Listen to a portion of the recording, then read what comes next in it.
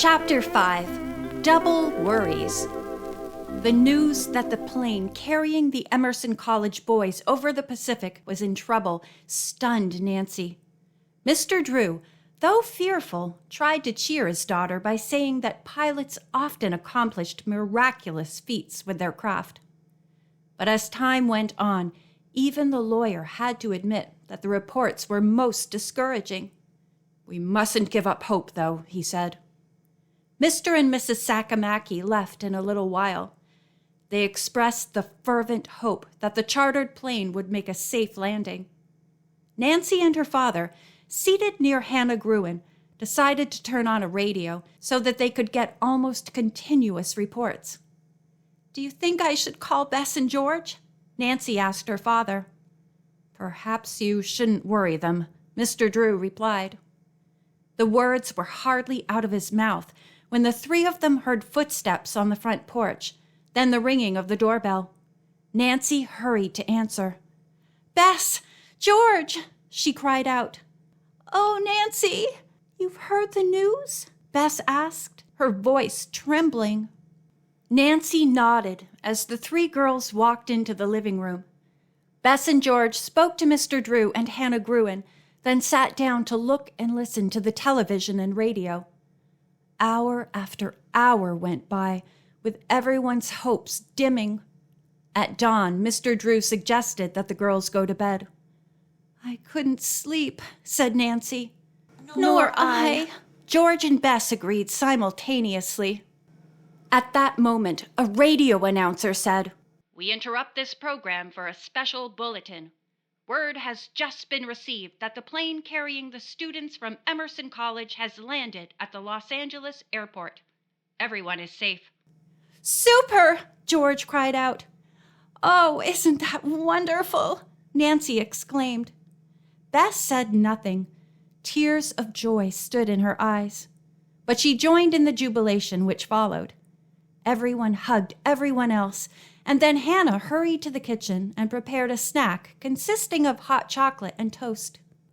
"And now for some sleep," said Nancy, yawning, as she put down her empty cup. "Girls, you'd better stay here."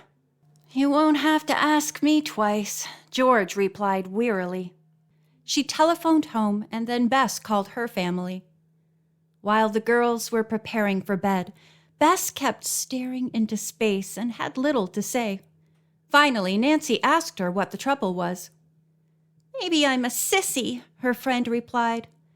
"But after what happened to the boys, I'm not sure I want to fly to Honolulu." Nancy, catching a look of disdain in George's eyes, quickly winked at her, then said, "After you've had a good sleep, Bess, I'm sure you'll feel better about the whole thing."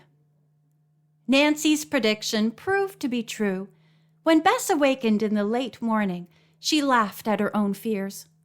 "I wouldn't miss this trip for anything in the world," she declared. Immediately after eating, the cousins left.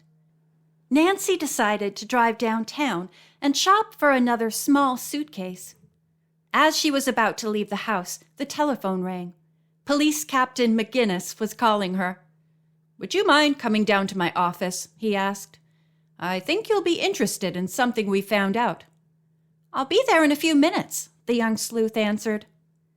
When she reached police headquarters, Captain McGinnis told her that detectives had uncovered evidence which might link the thief who had entered her home to a rather unusual nationwide gang.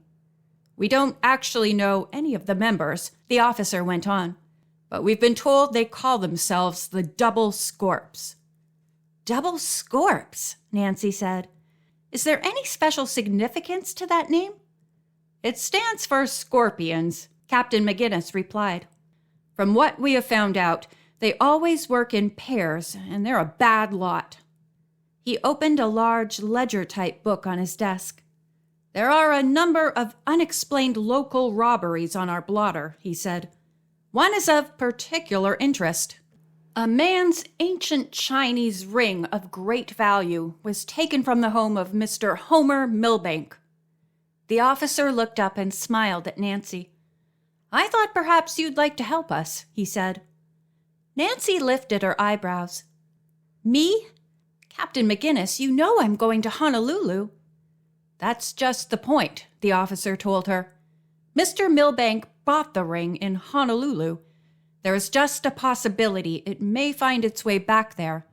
In any case, the modus operandi points to members of the Double Scorps gang. I see, said Nancy. What did the ring look like? From his ledger, Captain McGinnis took a photostat of a crude drawing of the ring. He said Mr. Milbank had it made for the police. The officer handed the paper to Nancy, who studied it closely for several seconds. Suddenly, she leaned forward excitedly. Captain McGinnis, she began, I'm familiar with 2 of these 4 symbols. They're not Chinese, but Polynesian. Look at this one, she pointed. It stands for water, and this other one indicates sleep or death. It was the officer's turn to show amazement. I knew I was asking the right person to help me, he said, grinning. And I'd like to bet that you can tell me within a few hours what those other 2 symbols stand for. Smiling, Nancy stood up. You may be right, she replied. I'll even try to cut the time in half. Leaving Captain McGinnis mystified, Nancy drove at once to the home of Professor Wharton and showed him the drawing. After looking at the photostat a moment, he said that Nancy was correct in her supposition about all the symbols on the ring being Polynesian. It probably was carved right in the Hawaiian Islands. These other 2 symbols stand for woman and tapa. You probably know that tapa is a cloth made from the bark of a variety of mulberry tree which grows on the islands. Nancy returned to police headquarters and reported to Captain McGinnis what she had learned. Fine work, Nancy, he said. For several minutes, the 2 discussed the odd fact that the ring was the only article stolen from the Milbank home. In a teasing tone, he said, Of course, I expect you to find the answer to that question. Nancy stood up, saluted, and with a chuckle answered, Aye, aye, Captain. I shall try my best. As she drove towards home, a sudden thought came to Nancy. Her dog Togo must be cared for while she and her father and Hannah were away. I'll take him to that lovely boarding home for dogs out in the country, she said to herself. At home, Nancy found a message from her father saying he had secured reservations for 2 days later. Since the next day would be a busy one for her, she decided to take Togo to the boarding home at once. Nancy called Togo. When he did not come, she asked the housekeeper where the terrier was. Why, I don't know, Hannah replied. She and Nancy went outside. They whistled and called repeatedly. Still, Togo did not come. But he never strays away from our property, Nancy declared. No, never, Hannah agreed. Nancy and the housekeeper stared at each other, worry in their eyes. Something must have happened to little Togo. End of chapter 5.